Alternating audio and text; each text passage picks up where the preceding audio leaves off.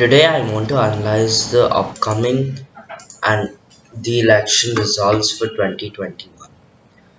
Five states took place in the election: Tamil Nadu, Bengal, Kerala, Assam, and Puducherry. Now, the ones I want to focus on are West Bengal and Tamil Nadu. In West Bengal, TMC won 213 seats, leaving BJP with 77 seats. In Tamil Nadu, DMK won 158 seats, while the coalition of A- ADMK party only got 76 seats.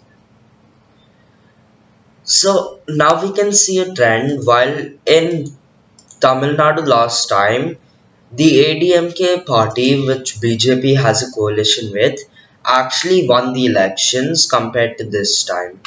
Now, and in West Bengal, uh, BJP won.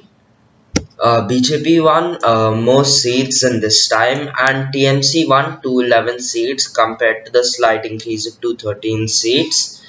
Um, so I think we can infer from this, since BJP is only won in Assam this year, and it's lost seats in a majority of places.